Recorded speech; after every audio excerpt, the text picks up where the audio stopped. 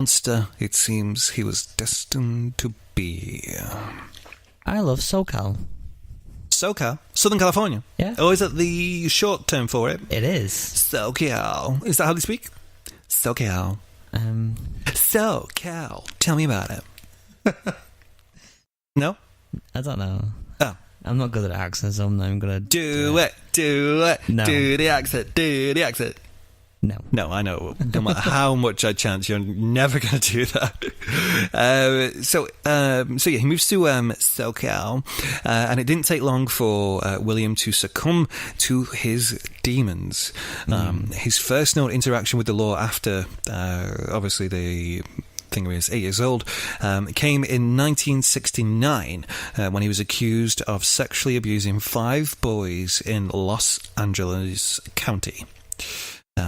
In each case, he picked up the boys while driving around, then handcuffed and sodomized them. Oh my God. Convicted of the assaults, William was deemed a mentally disordered sex offender, and rather than being sent to prison, he was remanded to the pardon my pronunciation of this place, Atascadero State Hospital. I think that's probably how it's called. Pronounced.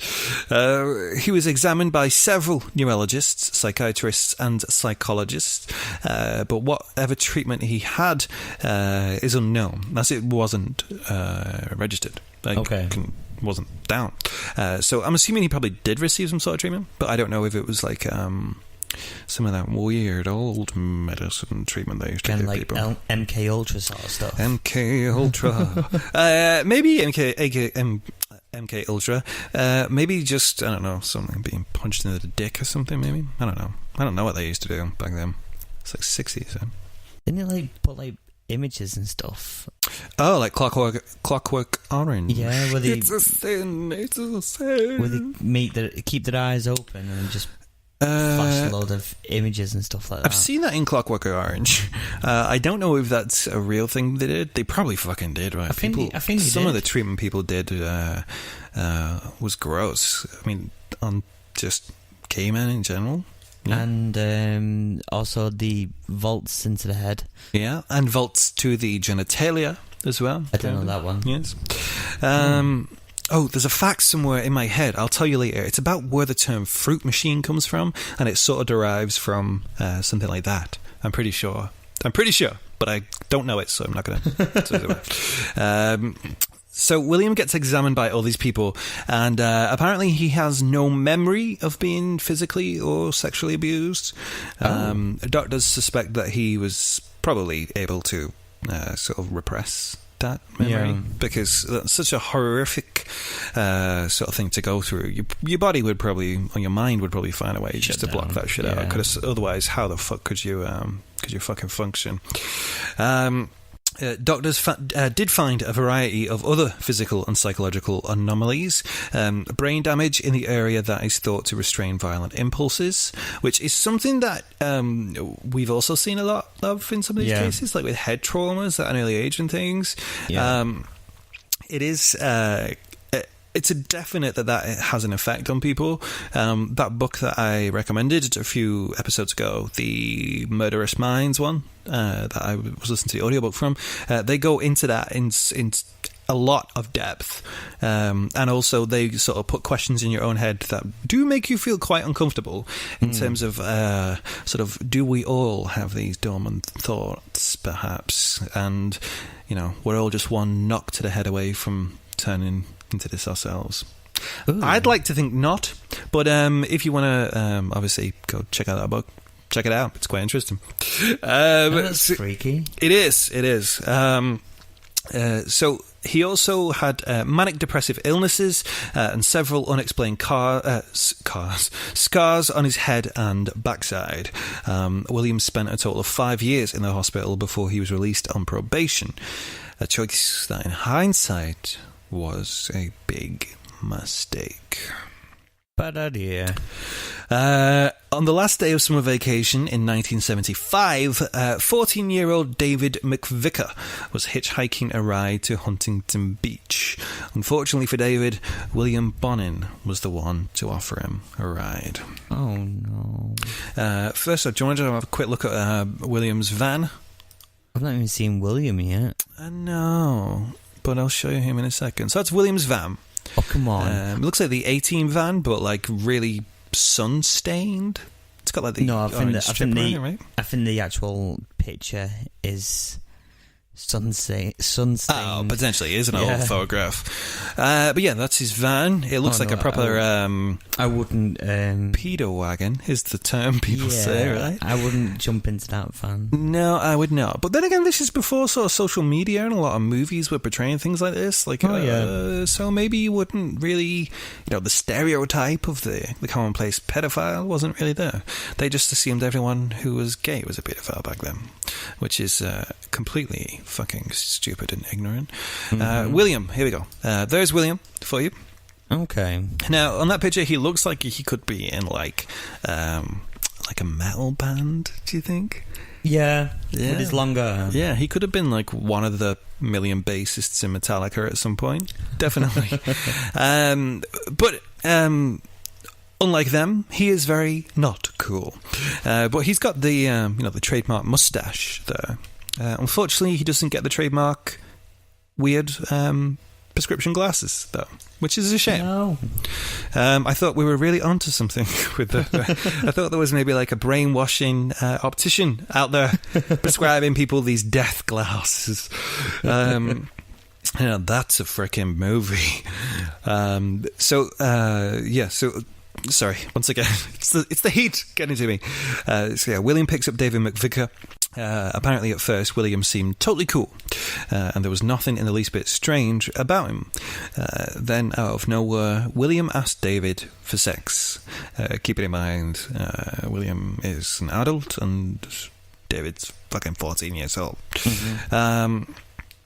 When David asked him to stop the car, William pulled out a gun, drove to a remote area and raped him.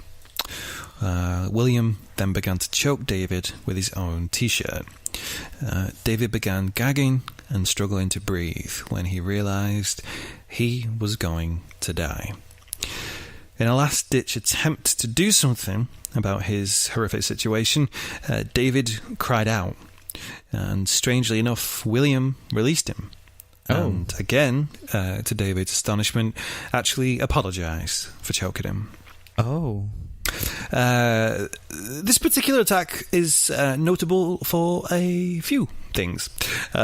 First off, David was the last successful attack William would ever make where he would not kill his victim, and it was the last time he would ever be known to ever admit any sort of regret for his actions either. Right, okay. I just want to make it known as well that David's suffering, as with anyone who has, experienced sexual assault in any shape or form, it didn't end when the event ended. It didn't end when he was freed. Just a little thing about David here, because I was watching some news interviews with him earlier. He's an older gentleman now, and he's as fine as one can be, I guess. But he's quite proactive in sort of. If you Google him, you'll see some things.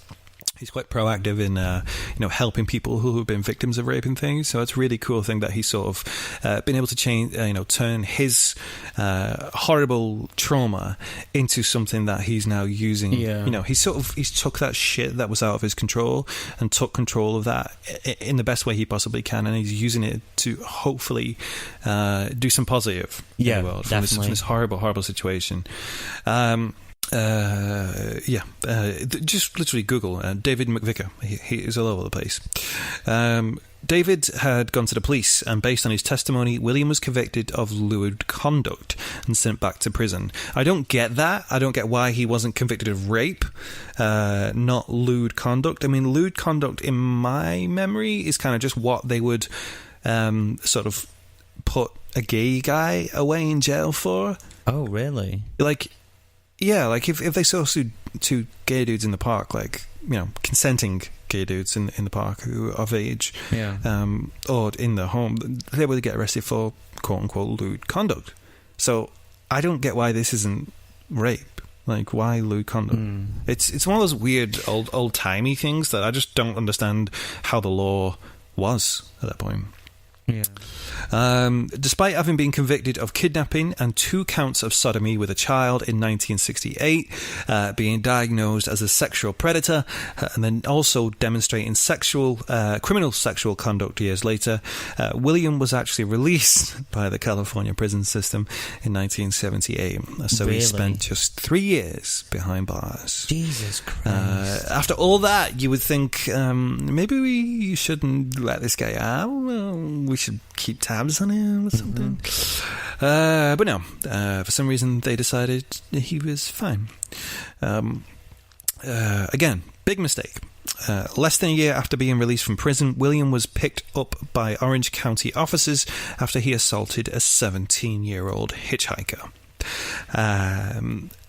So all that what we just mentioned, he was released 3 years later, came straight back out, did it again. So is that not enough proof, maybe, that this person is going to be a habitual sort of criminal, a habitual rapist? He's going to give up? You would think so. But incredibly, a records mix-up allowed him to walk out of jail before his trial. Oh, for fuck's sake. And so he was meant to be in jail, awaiting trial. But then something happened and he was just allowed out. He never was able to show up for his day in court. The simple clerical error would eventually result in more than 3 dozen other victims. And this time, William had no intention of leaving any witnesses again. So, well done to whoever was in charge of the Orange County Police Department at that point. It's just so frustrating. Very much so. Very much so. And the fact that, just someone doing the fucking job right would have possibly prevented a ton of fucking tragedy. But yeah, we can't linger on that. Marcus Grabs, a 17-year-old German exchange student, was on a backpacking tour of the United States. Marcus was last seen hitchhiking on the scenic Pacific Coast Highway in Newport Beach on August 5th, 1978. His last mistake in this world was accepted in a lift from William Bonin. It gets worse than this as well. It gets a lot worse. Sometime between 6 p.m. and 10 p.m, according to police, William and a friend named Vernon Butts. Got a little picture of Vernon here if you want to go and see him. If you guys don't know already, what we do when we're talking about these pictures on the podcast, I will be also uploading them onto the Facebook page as well. So all the more reason for you to go and clickety-click that little Facebook page. Facebook Adventures in Midland. Quite like it. So Vernon Butts, a very scraggly, strange-looking character, in my opinion. Yes. Him and William picked up Marcus, took him to a remote area, tied him with electrical cord, sodomized him, and then beat him. The 2 men then stabbed Marcus more than 70 times. 70? 70. Fuck. And that was all before they finally strangled him to death with a yellow nylon rope. The 2 then tossed Marcus's naked body into the Malibu Canyon. Jesus fucking Christ. It's just one of those things. Again, like I said to you, I'm thinking a couple episodes ago, I am one of those people who in any situation will always be the fighter. Like, I will be wanting to survive until the bitter end. But if I've just been beaten to a pulp, stabbed 70 frickin' times, I think that fucking... I personally would just be like, do it. Fucking just do it now. No, same, I don't think I could go on with that. 70 fucking stab wounds. That's insane. Why? I mean, why stab once is the question, but also 70 times. What are you trying to achieve with that? It's like such like a weird, emotional rage. I don't think they're trying to achieve anything with it. It sounds like they're just manic. No. Oh well, you're right, and we do. To be fair, let's pin that because we do sort of not get into the 70 stabbings, but we do sort of get into maybe the potential motivation